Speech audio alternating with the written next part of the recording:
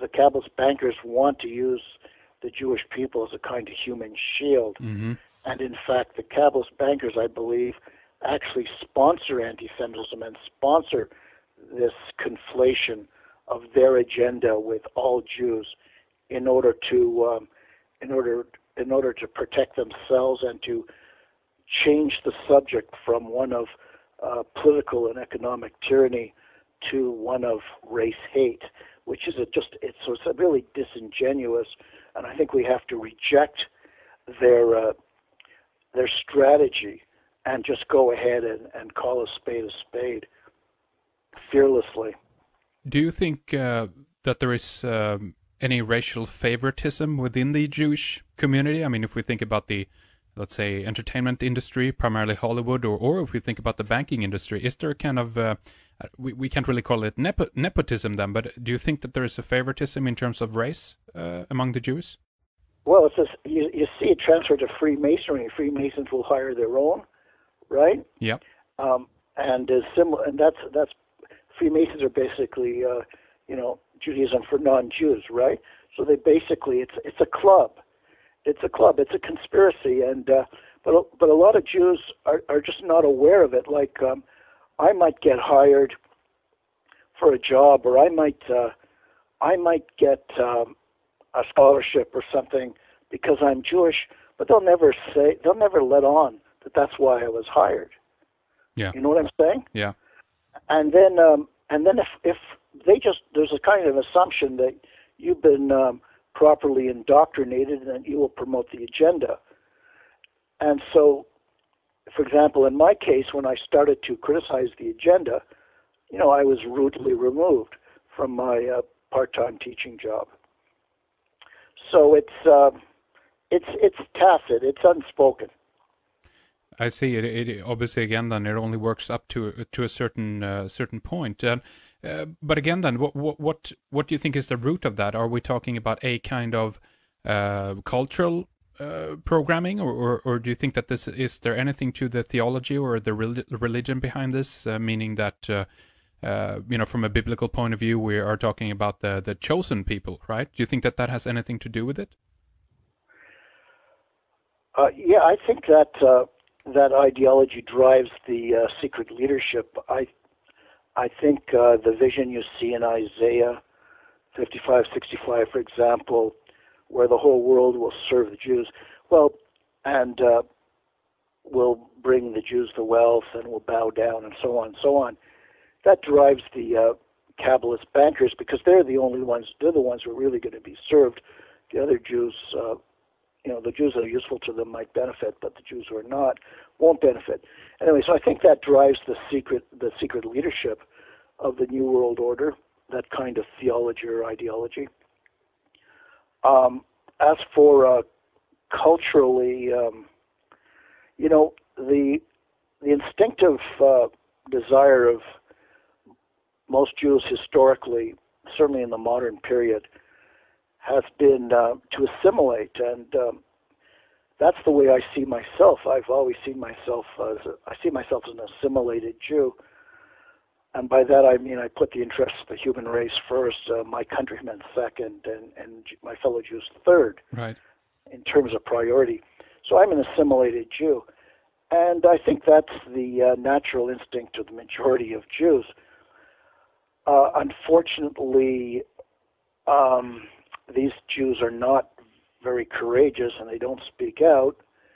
And meanwhile, other Jews who are willing to advance the New World Order agenda, they're the ones that whose careers are advanced because they're given positions of power and authority.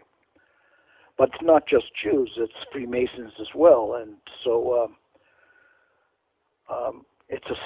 Essentially that's the nature of the conspiracy. Mm-hmm.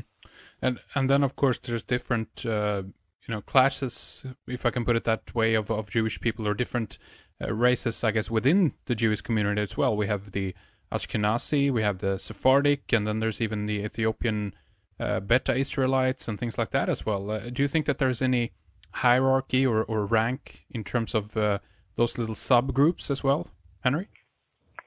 Well, just to make something clear. I'm an assimilated Jew. I don't think I have any Jewish friends.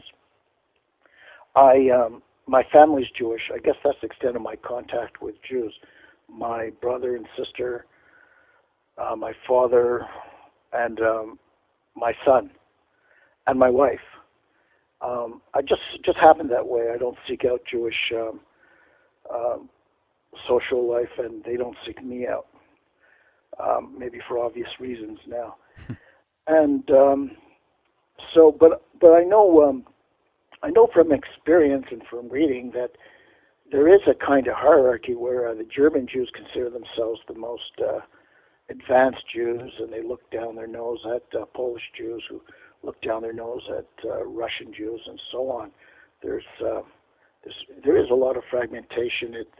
It's not a cohesive community internally, as far as I can tell, but it does seem to have been properly trauma brainwashed to think that the whole world is against them for no reason whatever. Mm-hmm. And it's beyond their comprehension to realize that actually there's a very good reason which they don't want to consider naturally.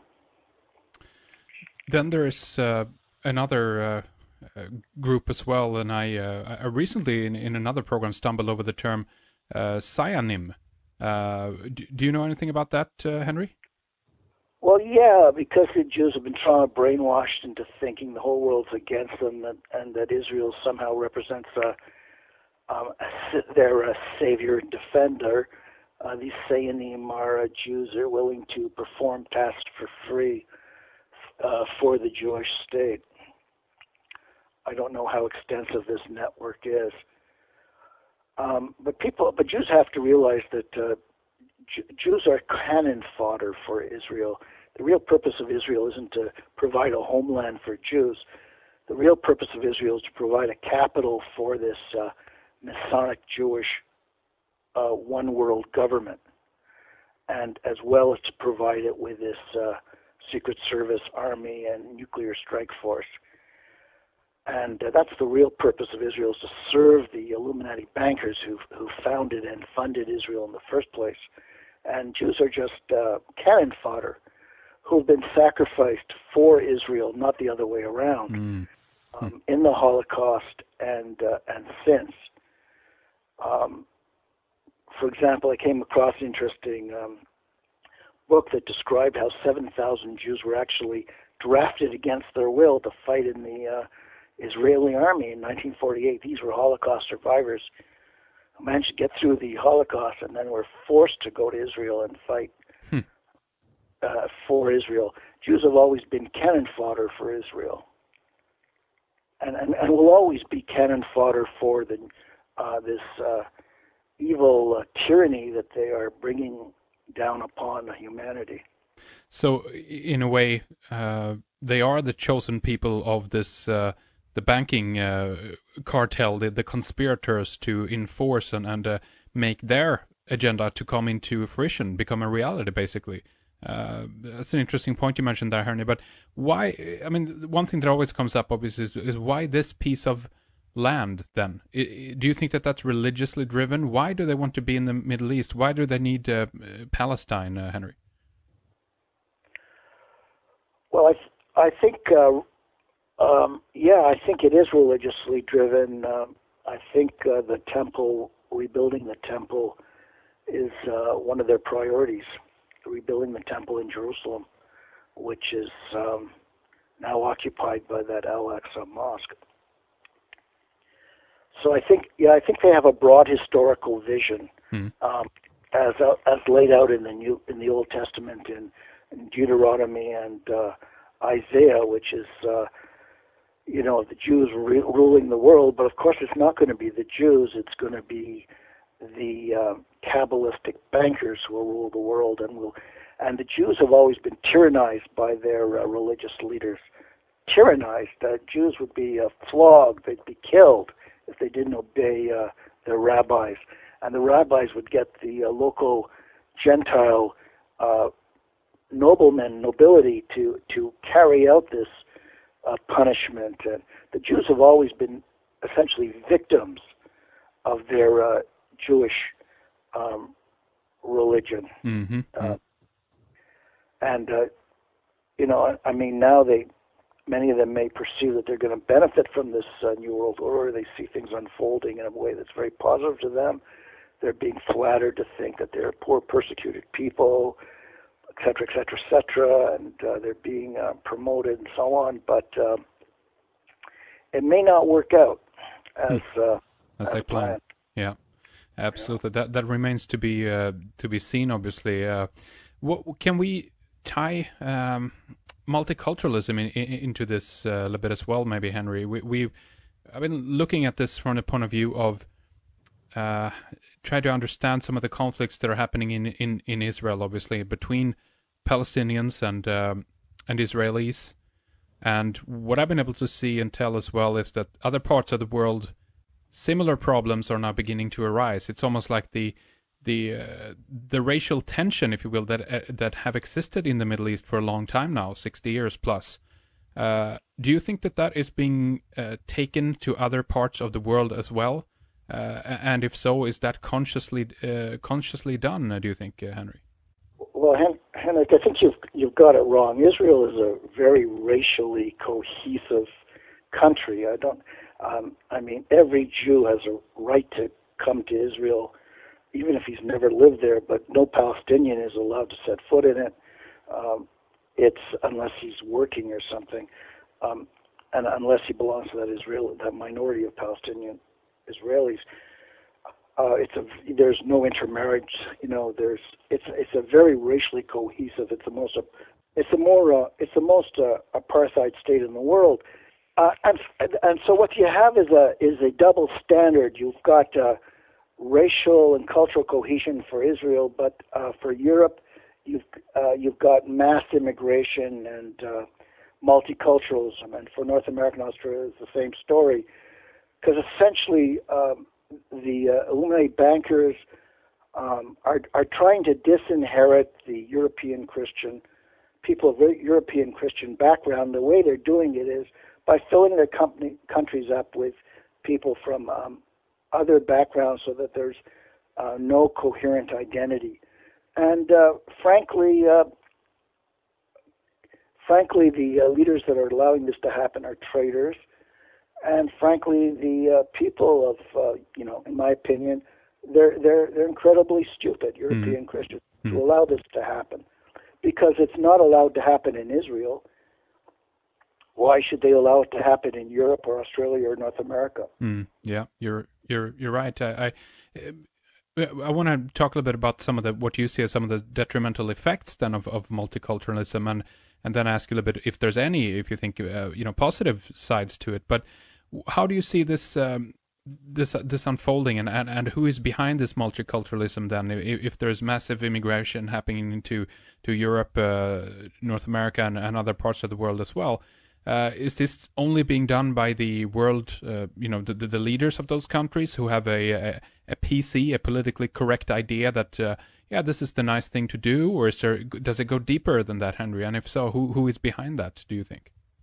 It's a nice thing to do for countries of European Christian origin, but they don't seem to demand it of Japan or China. It's because, countries of European Christian origin, those people are too stupid to realize they're being undermined and attacked. The whole nature of this conspiracy is that it is a continual, non-stop attack on these people, on these people who they wish to disinherit. The attack is going on all the time in different forms of weather manipulation, forms of financial manipulation, and in forms of migration. Of people who ever heard of people having being allowed to cross borders just like that? I mean, that's invasion. That's how the Jews got Palestine in the first place, by invasion, by migration. So, are there any positives? I'm all for immigration. I'm an immigrant myself to Canada, but you can't. But there's you've got to keep it in proportion.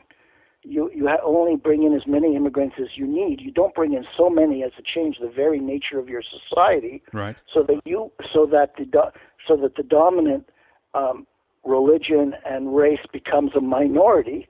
I mean, that is just suicide. It's suicide. I can't believe that they allow that to happen in Europe and North America. I mean, I'm all for immigration.